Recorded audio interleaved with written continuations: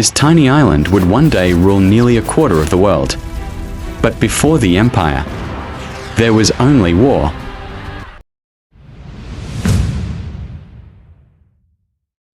England in the 13th century was not an empire.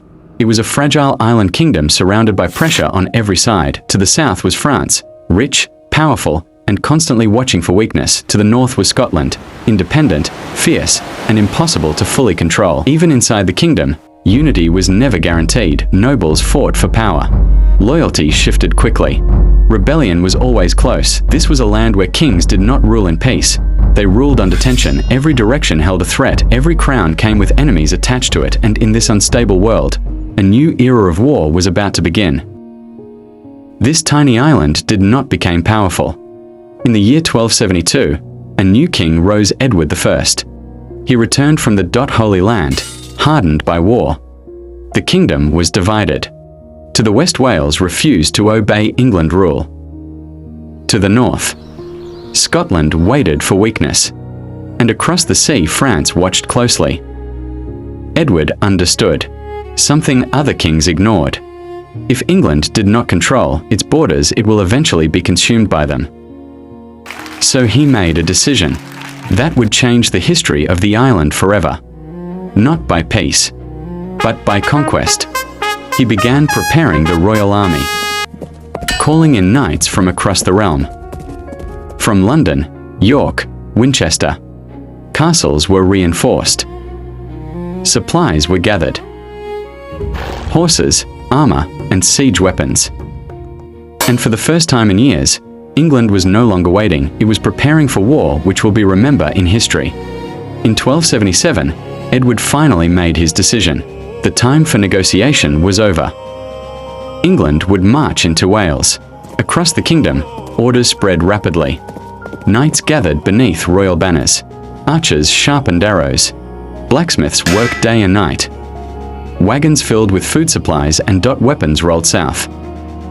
Soon, thousands of soldiers began the march. But Wales was not unprepared. Deep inside the valleys, Welsh leaders watched. They knew Edward was coming, and they had no intention of surrendering. The mountain would become their shield. Every forest, every valley, every road could become a battlefield. England marched forward with confidence, but Wales was waiting. Edward's army crossed into Wales expecting a swift victory. But Wales was unlike any land England had fought before. Narrow valleys twisted through the landscape. Dense forests hid dangers in every shadow. Welsh scouts followed every English movement. They watched. They waited. They reported everything. Then the first attacks began. English soldiers suddenly came under fire. The enemy appeared and vanished like ghosts. Frustration spread through the English ranks. Edward had expected battlefields. Instead, he found a nation fighting from the shadows. Edward quickly understood the problem. His army could win battles, but it could not control the mountains.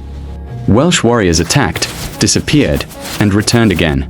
Chasing them was useless. So Edward chose a different strategy.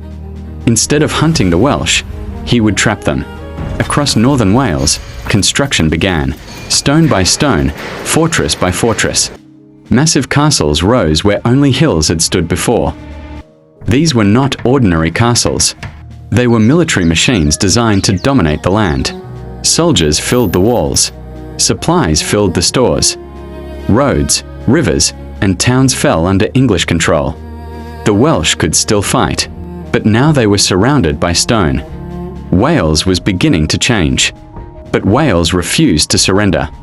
Across the country, resistance was rising again. Messengers carried calls for war through valleys and hills. More warriors answered the call. Edward soon received alarming reports. Years of campaigning had failed to break Welsh resistance. This rebellion could not be ignored. Once again, England prepared for war.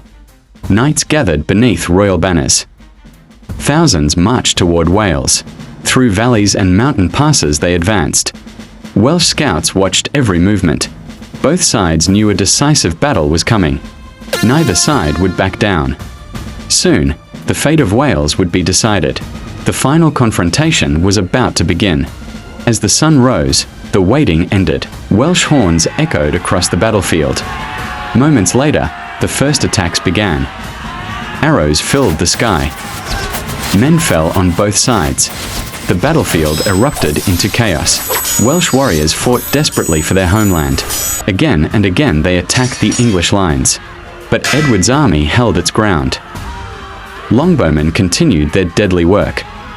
English knights joined the fight. Slowly, the Welsh lines began to break. Resistance collapsed across the battlefield. The war that had challenged England for years was ending. By nightfall, victory belonged to Edward. Wales had fallen, but England's rise was only the beginning. The war was over, but Wales had not yet accepted defeat. Llywelyn ap Gruffudd still hoped to keep the resistance alive. He rode across Wales searching for support. But the situation was growing desperate. English forces were closing in from every direction. Then disaster struck. Llywelyn became separated from his main force. English soldiers discovered his position. A brief fight followed. When it was over, the Prince of Wales was dead. News spread quickly across the country.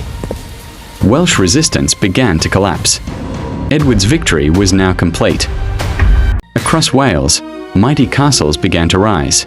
England had conquered Wales. But beyond the northern border, Scotland was watching. And soon, England would face an enemy that refused to kneel.